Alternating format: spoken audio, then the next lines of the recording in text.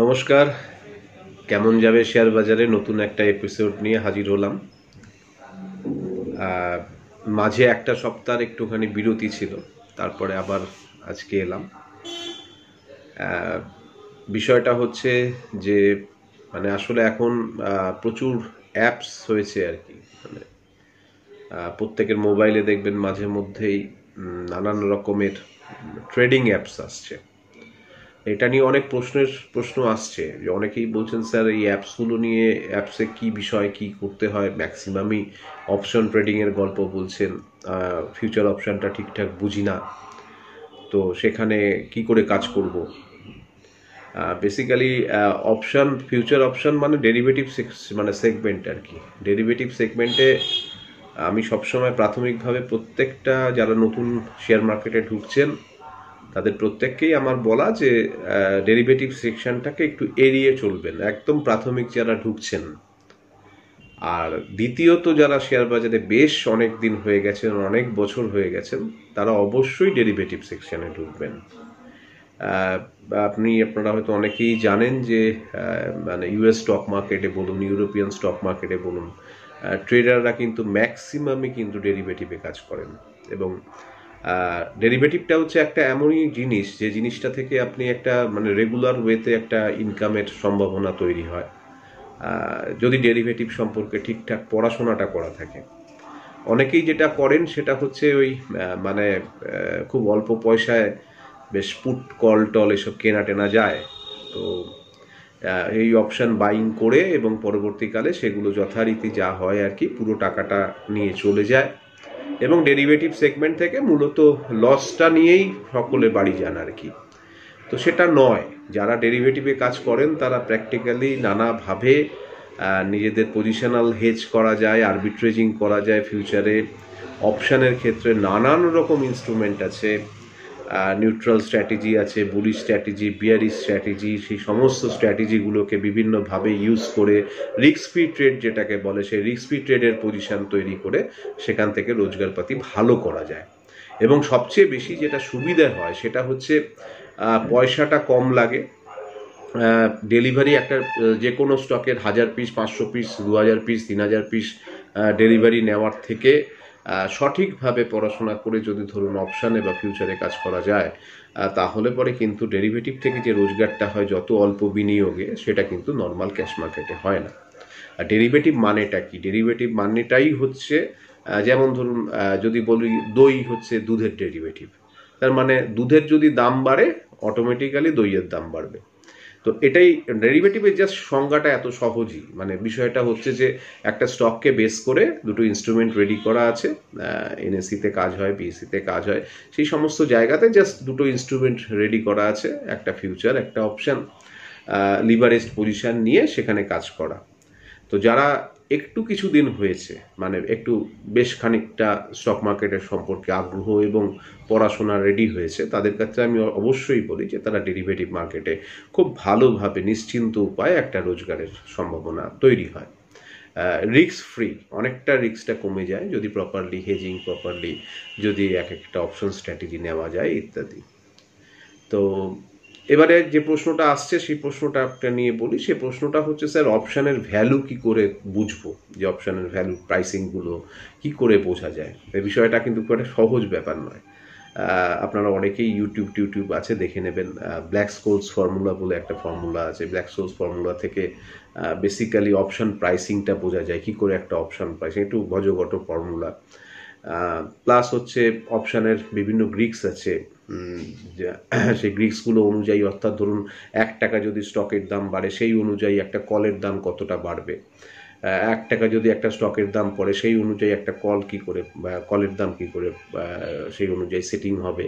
বা ধরুন পুটের ব্যাপারেও সে একই ধরনের বিষয় দাঁড়ায়। অর্থাৎ অপশানের এই গ্রিক্সগুলোর ওপর নির্ভর করে কিন্তু প্র্যাকটিক্যালি অপশান প্রাইসিংটা ভ্যারি করে। আরেকটা যেটা ইম্পর্টেন্ট ফ্যাক্টর আছে সেটা অবশ্যই হচ্ছে ইমপ্লয়েড ভোলাটিলিটি। আমি অনেকবার আপনাদের সাথে কথাবার্তা বলার মধ্যে বলেছি, ইমপ্লয়েড ভোলাটিলিটি হচ্ছে এমন একটা জিনিস যার উপরে পুরো অপশান স্ট্র্যাটেজি, অপশানদের সমস্ত কারিকুলামগুলো, সমস্ত কিছুগুলো, অর্থাৎ এটার উপরে পুরোটাই বেস করে দাঁড়িয়ে আছে। খুব ভালো আইডিয়া দরকার, ভীষণ ভালোভাবে বোঝা দরকার, যেটা আপনারা অনেকেই জানেন ভেগা বলে আমরা বলি আর কি। তো এইগুলো সমস্ত জিনিসগুলোকে নিয়েই কিন্তু একটা টোটাল অপশান প্রাইসিংয়ের বিভিন্ন বিষয়গুলো থাকে। তো এগুলোর জন্য ডিটেলসে পড়াশোনা করা দরকার এবং তারপরে সেগুলোকে প্রপারলি ইউটিলাইজ করা দরকার। তো এটা মানে ওপেন একটা ধরুন একটা ব্যাঙ্ক নিফটির একটা কল কিনে নিলাম, ব্যাঙ্ক নিফটির একটা পুট কিনে নিলাম, একটা ওপেন একটা পজিশন তৈরি করে বসে রইলাম, সেই দিয়ে কিন্তু বেশি দিন মার্কেটে টিকে থাকা যাবে না, খুব কঠিন বিষয়।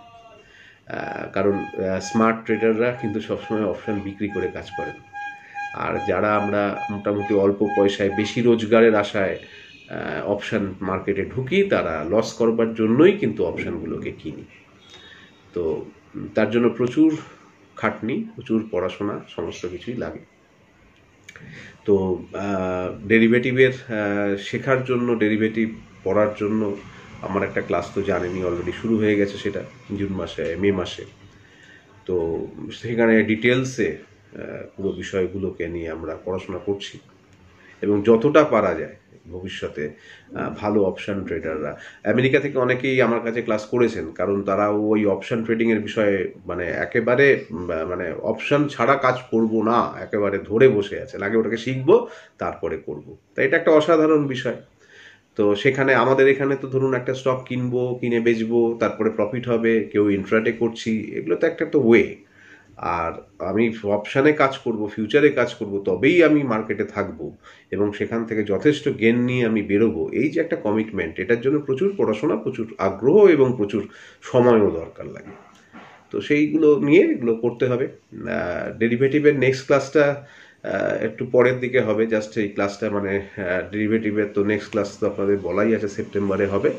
সেপ্টেম্বরের ক্লাস তো ফুল অবশ্যই হয়ে গেছে। আগস্ট মাসে যে আমার এমনি আগস্টের 1 তারিখ থেকে যে ক্যাশ মার্কেটের যে ফান্ডামেন্টাল এবং টেকনিক্যালের পড়াশোনার যেটা ক্লাস ছিল, সেটাও ফিল্ড, মানে সেখানে আর হবে না, আপনারা আমাকে আর রিকোয়েস্ট করবেন না, ওটা অলরেডি ফিল্ড, একটু ওভারলোডেড হয়ে যাচ্ছে। এর পরের যেটা, সেটা সেপ্টেম্বরের শেষ দিকে 25-26 তারিখের, সেটার নোটিফিকেশান আমি অলরেডি আমি আজকে দিয়ে দিয়েছি। সেটার অ্যাডমিশন বা সেটার রেজিস্ট্রেশন শুরু হয়ে গেছে। তো সেটা এর সঙ্গেই আছে। তো সেপ্টেম্বরের ক্লাসের জন্য যারা আগ্রহ প্রকাশ করবেন তারা অবশ্যই সেখানে আসতে পারেন। আসছি অন্যান্য বিষয় নিয়ে, সঙ্গে থাকুন। ইউটিউবের ভিডিওর সাথে ইউটিউবের ভিডিওটা যখন যেরকমভাবে পপুলার হয়েছে আর কি, ঠিক সেরকমভাবেই আপনাদের কাছে আপনাদের রিকোয়েস্ট ছিল যে একটা যদি সপ্তাহ চলাকালীন যদি কিছু মানে প্রেডিকশান কিছু দেওয়া যায় বা কিছু যদি বলা যায় তাহলে সুবিধে হয় কাজকর্ম করার ক্ষেত্রে। তো সেটা দেখে অনেক দিন ধরেই হলো একটা সার্ভিস চালু হয়েছে। তা সেই সার্ভিসটার কথা আরেকবার নতুন করে বলি। সেটা হচ্ছে যে মানে প্রাথমিকভাবে যেটা শুরু হয়েছিল সেটা হচ্ছে সোমবার দিন সন্ধেবেলা আর বুধবার দিন সন্ধেবেলা মোটামুটি 8টা, 8:30, 9টার মধ্যে ভিডিওটা তৈরি করা হতো এবং সেটা আপনাদের কাছে পৌঁছাতো। তা সেটা এখন একটু পরিবর্তিত হয়ে মঙ্গলবার দিন সকালবেলা আর বৃহস্পতিবার দিন সকালবেলা সকাল 8টার মধ্যে ভিডিওটা আপনাদের কাছে হোয়াটসঅ্যাপ মারফত পৌঁছে যায় একটা নামমাত্র পারিশ্রমিকের বিনিময়ে। তো যারা এই ভিডিওটার মধ্যে অংশগ্রহণ করতে ইচ্ছুক, অনেকেই করেছেন, যারা নতুনভাবে এই ভিডিওটাতে অংশগ্রহণ করতে ইচ্ছুক তারা আমার যে হোয়াটসঅ্যাপ নাম্বার আপনারা জানেন, সেই হোয়াটসঅ্যাপ নাম্বারে আপনারা রিকোয়েস্টটা পাঠাবেন, একটা স্ক্রিনশট তুলে যে আপনি আমাদের মানে ভিডিও চ্যানেলটার, ইউটিউবের চ্যানেলটা সাবস্ক্রাইব করেছেন, তা সেটার একটা মানে জাস্ট স্ক্রিনশট তুলে আপনারা পাঠালেই আমরা সেই ভিডিওটার বিষয়ে আপনাদেরকে জানাবো।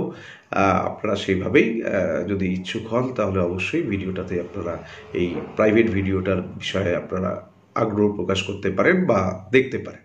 এবার আসি নিফটি, ব্যাংক নিফটি নিয়ে।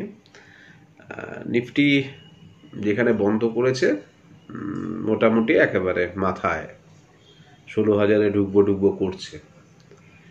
ব্যাংক নিফটি একটা অসাধারণ পুলব্যাক র্যালি দিল। আমি আগের যারা ভিডিও নেন আমার কাছে সেখানেও বলেছিলাম, আগের দিনও বলেছিলাম যে ব্যাংক নিফটি কিন্তু কোয়াইট স্ট্রং। ব্যাংক নিফটি একটা নতুনভাবে একটা তৈরি করার চেষ্টা করছে, শুধু একটা লেভেল ছিল, লেভেলটাকে জাস্ট ক্রস করেছে, তারপরে সেটা একদম দুমদারাক্কা দৌড়েছে। তা নিফটির ক্ষেত্রে এখন যেটা দেখতে হবে 15,900-র উপরে নিফটি স্টে করছে কিনা।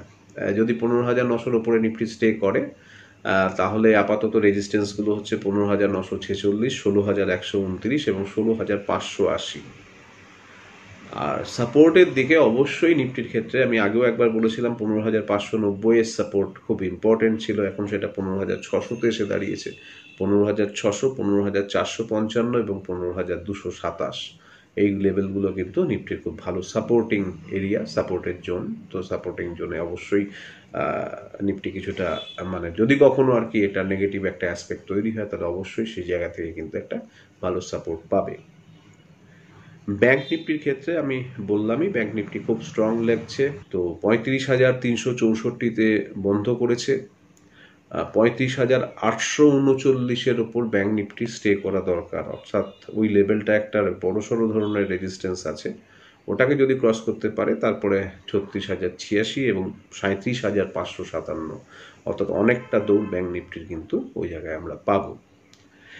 সাপোর্ট পাওয়া যাবে 34,423, 33,706 এবং 33,144। এটা পুরোপুরি ব্যাংক নিফটির ব্যাপার বললাম। তো মোটের ওপর নিফটি উইকলি চার্ট এবং ডেলি চার্টে কিন্তু খুব একটা সমস্যাজনক এই মুহূর্তে কিছু লাগছে না। শুধু লেভেলগুলো একটু খেয়াল রাখবেন, ওই লেভেলগুলোর উপরে চললে নিফটি কিন্তু অবশ্যই একটা বড় সড় ধরনের মুভমেন্টের দিকে যাবে।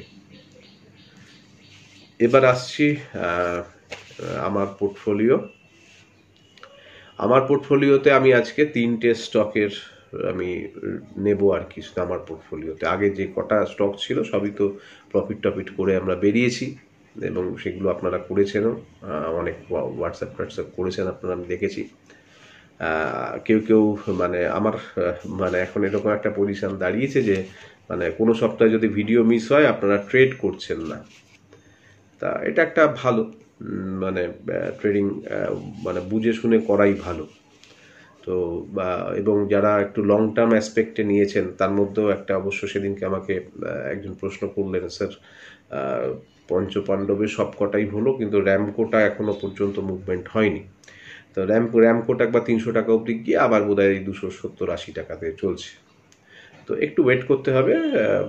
বাকিগুলো ঠিক আছে, এখন ওটার একটু মুভমেন্ট 270 টাকা স্টক এখন ধরুন 10%, 15% মুভমেন্ট হচ্ছে, তারপরে আবার সেই জায়গায় আসছে। অ্যাজ সাচ কোনো সমস্যা নেই, ভীষণ ভালো ফান্ডামেন্টালের জায়গা।